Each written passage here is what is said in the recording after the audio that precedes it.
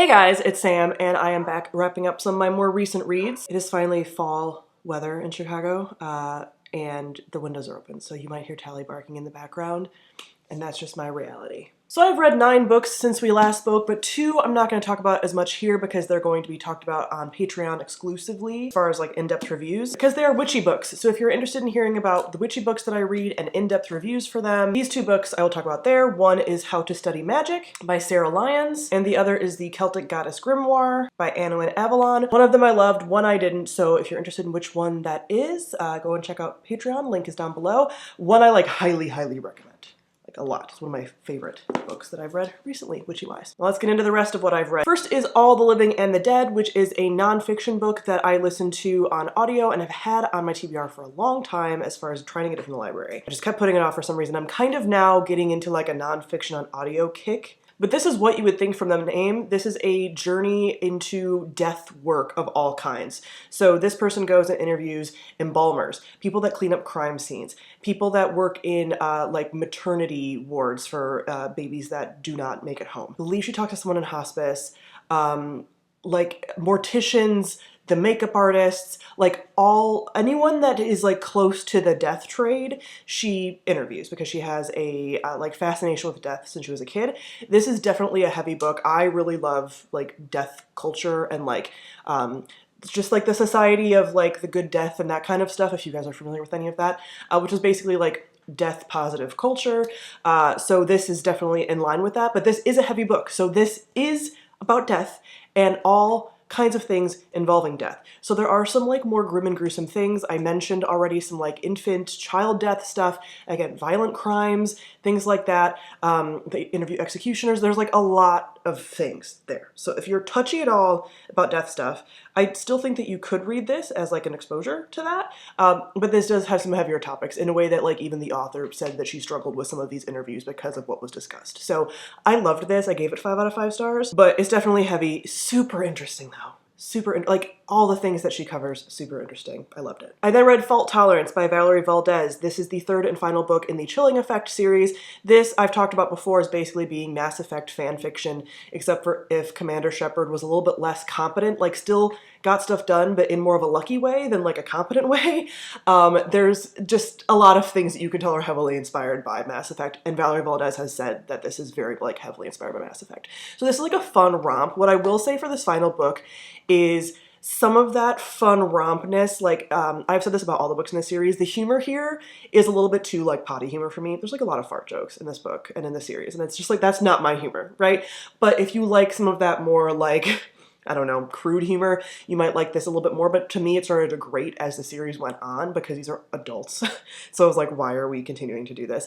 And just some of the things felt very rushed, like the conclusion of this and like the big bad of this, again, very heavily Mass Effect inspired and also felt a little bit too flat to me. Like it was like, what have we been building up to? All the books are definitely in the series and they do impact each other, but they also feel like very separate to me for some reason. There are elements that I really love, and then there are some other things that I don't love as much. I think the character interactions and things and like relationships are pretty strong in that like fun sci-fi crew member way, but the actual like plot and stuff, and again, the villains here and the overarching like arc, that don't love as much because it's a little bit more like funny. I do really like Valerie Valdez overall as an author, and I've already read her book that has come out since this series ended, and I like that, I would say, even more. This is fun for like Mass Effect nostalgia, and it's just like fun, very not serious. I give it 3 out of 5 stars. I would say overall the series is probably like a 3 to 3.5 star series. Again, some cute things with the character interactions and things, and there are psychic cats, which I do love. And in this final book, there are more like AI type things like going on, and I do like those kinds of explorations. So I enjoyed it, but would I say it's like a favorite series of all time? Probably not. Keeping on my nonfiction audiobook kick, I read Why We're Polarized by Ezra Klein, which has been a book that's been on my TBR like basically since it came out. This is a nonfiction book from, I believe Ezra Klein either created Vox or like was very high up in Vox, the political like website, I guess you could call it, news outlet thing. This is read by him, and he basically like did some studies and like reviews of different like studies and things and kind of compiled them into like why the United States is polarized, particularly politically post 2016, like the 2016 election, and like what has happened. I think this came out in 2020, maybe 2021. And so like he does talk about, I believe, either leading up to the 2020 election or shortly after. I'm forgetting exactly the timeline of when he stops talking about stuff. But this basically talks about like the history of the United States from really like the 60s on.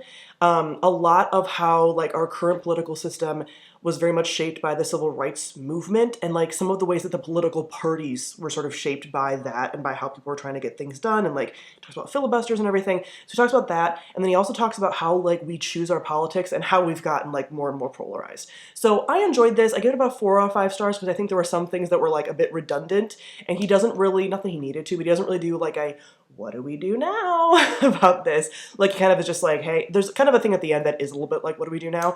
But it's more just like, here's why this sucks.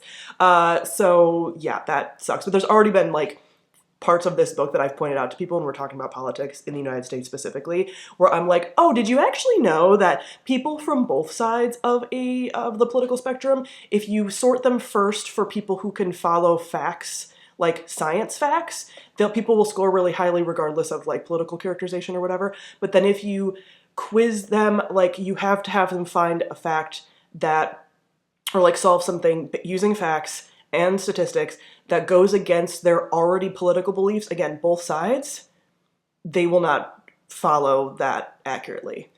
So like facts don't kind of matter to either side. And then just like a lot of discussion about how like people hate the other party more than they like their own. Like, it's stuff that some of it I've known, but there's even more detail, and it's just like, oh my god.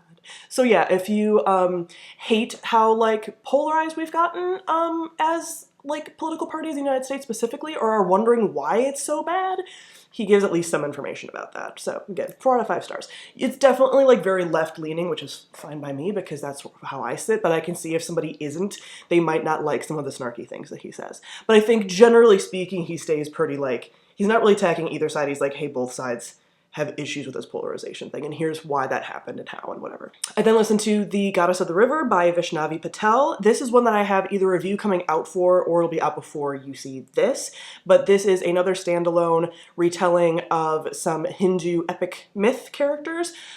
She wrote this Kaikai that I read 2 years ago now. That was one of my favorite books of the year, but this just as good. This is following this river goddess who is, again, a famous part of like Hindu myth and things. So it has a mix of like her story and also like her son's story, who has a really big impact. And it's basically like boy moms trying to not be toxic boy moms. Like, that's kind of the theme of this story. And then like goddesses and what it means to be a goddess and humanity and like the ways that gods can shape or not shape things that happen with mortals, which I always find really fascinating.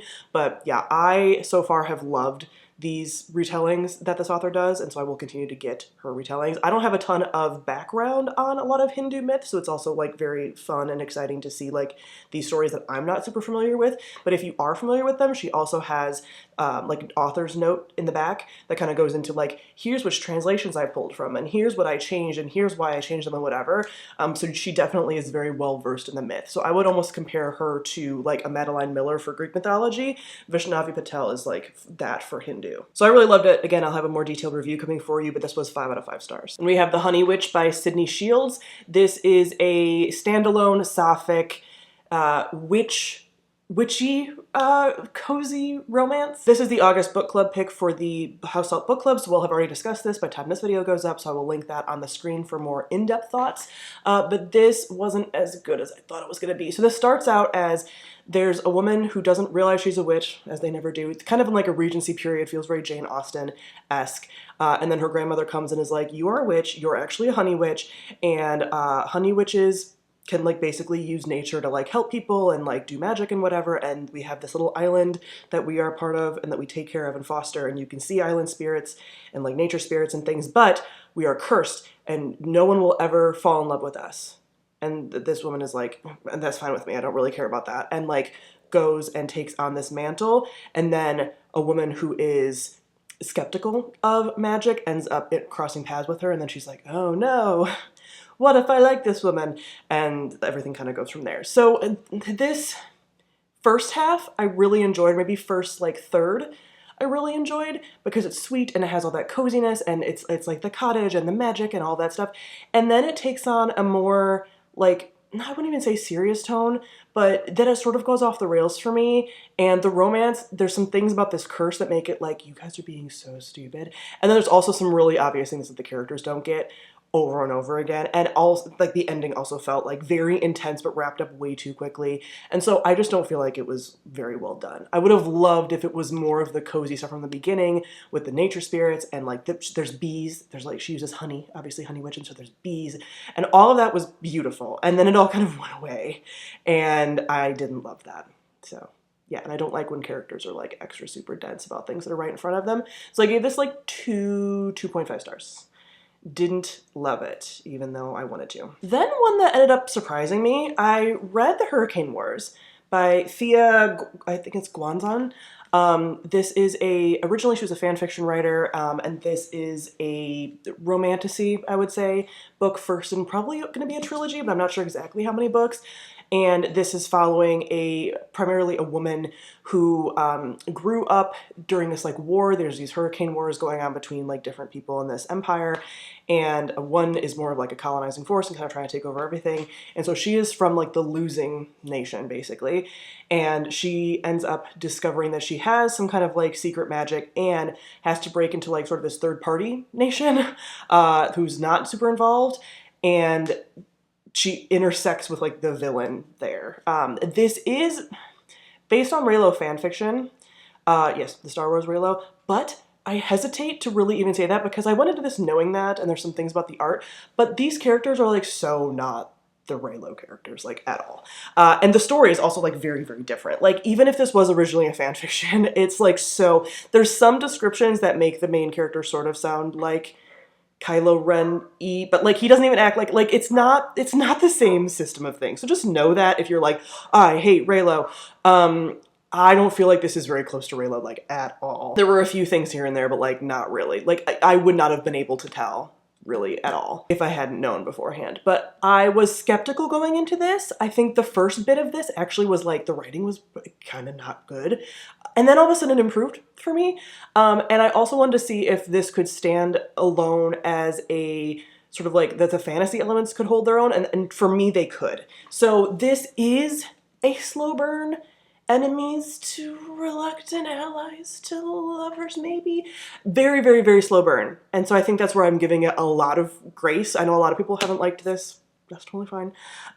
But this is like a 3.75 to a 4-star for me because the slow burn is actually slow. There's like actually pining. They actually hate each other or like are intrigued by each other. Like it gets sort of the Reylo like push-pull really well with other circumstances and things that make it like not as, if you're not, again, not into Reylo. And yeah, there's actual pining and angst and things keeping them apart and all of that. So I enjoyed this. Again, almost a 4. So I will be continuing with the series. We'll see how it continues to go. The next book comes out, I think, in like November or December of this year. So we'll see. But a romantasy that I actually enjoyed.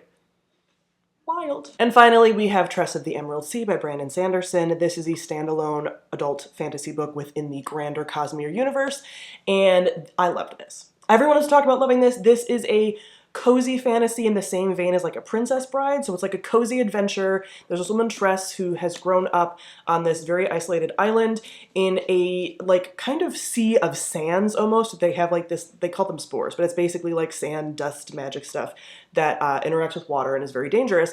And so she's grown up there, and then the person that she's in love with like essentially gets lost at sea, and she goes to track him down without like having any knowledge of anything, and kind of stumbles in like with luck into a bunch of different things.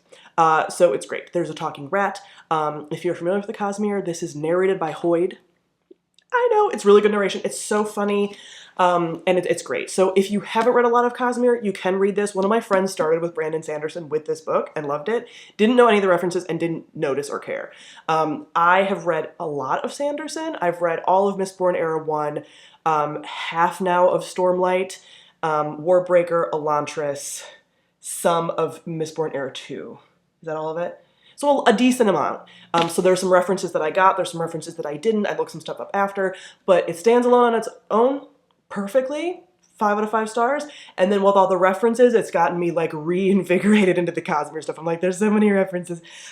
So it's made me very happy. I loved this. 5 out of 5 stars. I will have a full review for this coming up as well. So that is it for some of the books that I've read recently. Comment down below and let me know your thoughts on any of these books. Thank you all for watching, and I'll see you guys soon. Bye.